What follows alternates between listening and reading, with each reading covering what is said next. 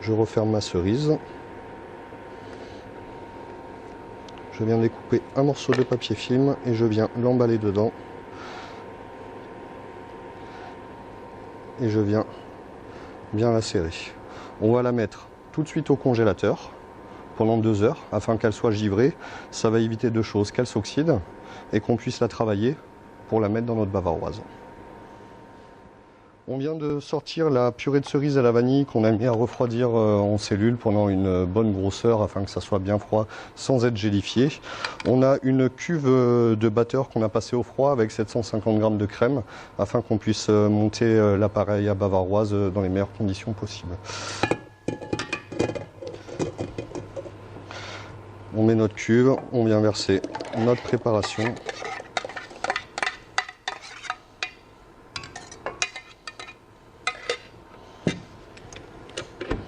Et on va mettre à tourner jusqu'à la consistance désirée.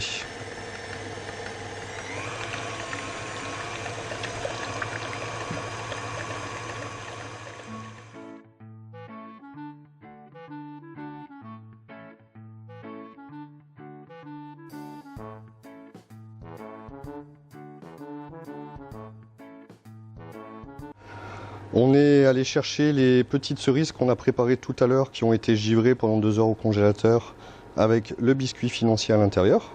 On va les déballer délicatement pour éviter de les défaire.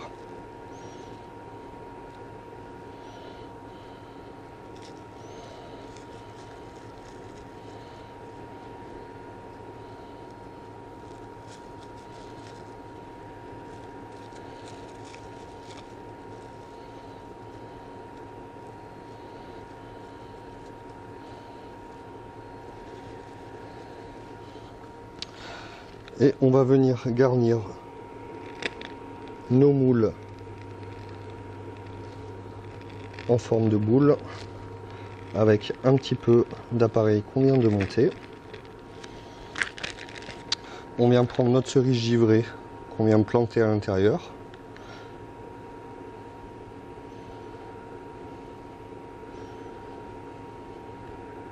Sans aller jusqu'au bout pour pas que ça dépasse de l'autre côté. On continue de remplir un petit peu.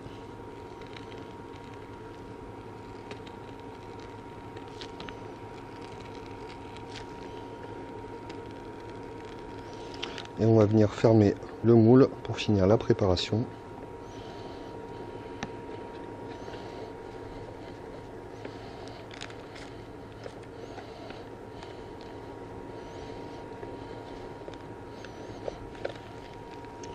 Je vais remplir par le petit trou.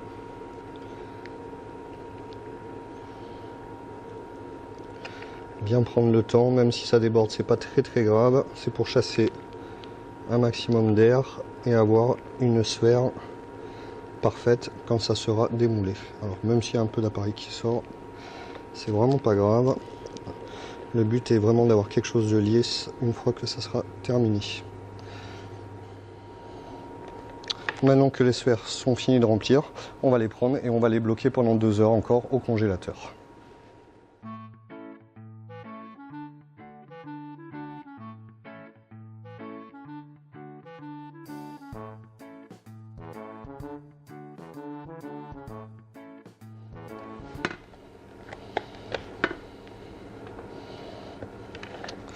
Et on va venir les retailler pour leur donner une jolie forme. On va en profiter qu'elle soit encore glacée pour faire le petit trou qui accueillera la queue de la cerise et le trait pour faire la strie de la cerise.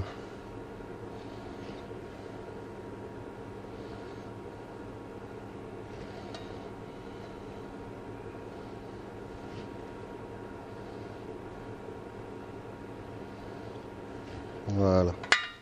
Une fois que c'est fait, on prend nos pics à brochette qu'on vient enfoncer le plus possible dans nos sphères. Voilà.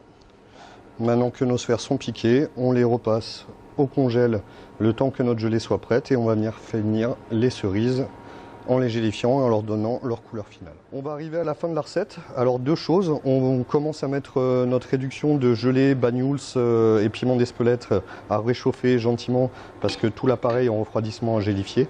Donc 60 degrés, pas plus, au bain-marie, tranquillement. Et en attendant, on va s'occuper de notre sucre décor dentelle pour mettre en décoration sur l'assiette, à savoir qu'on l'a parfumé au jus de cerise qu'on a récupéré de ce qu'on avait mixé dans le wok. Donc on le fait chauffer gentiment. Pareil, 140 degrés. Et on va venir le couler sur notre tapis décor, qui est un tapis en silicone qui résiste au sucre très très chaud. On va venir l'étaler à la corne et puis le retirer délicatement pour pouvoir avoir une jolie dentelle à poser sur l'assiette.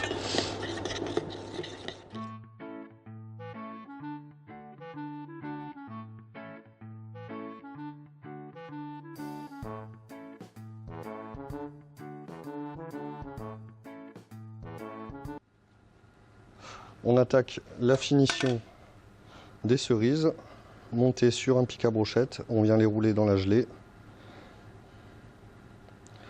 On égoutte et on continue de faire tourner pour bien que ça se répartisse sur toute la surface.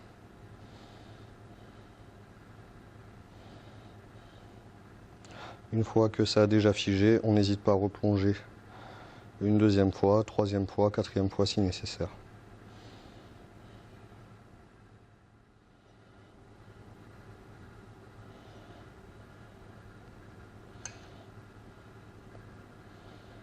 On vérifie avec le doigt si la gelée est bien prise et à ce moment-là, on vient les poser sur l'assiette à l'endroit où elles seront en définitive.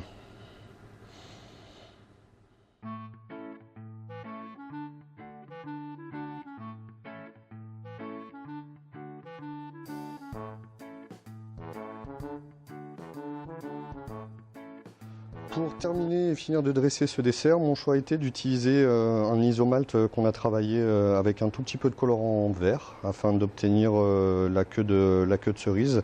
On l'a soufflé avec une pompe à sucre et on a tiré les tiges afin de pouvoir les planter dans les sphères à la cerise qu'on a réalisées afin d'obtenir une cerise et sa petite queue. Tout simplement. Et on finit, voilà, c'est la cerise de Moissac. Spécialité du Tarn-et-Garonne.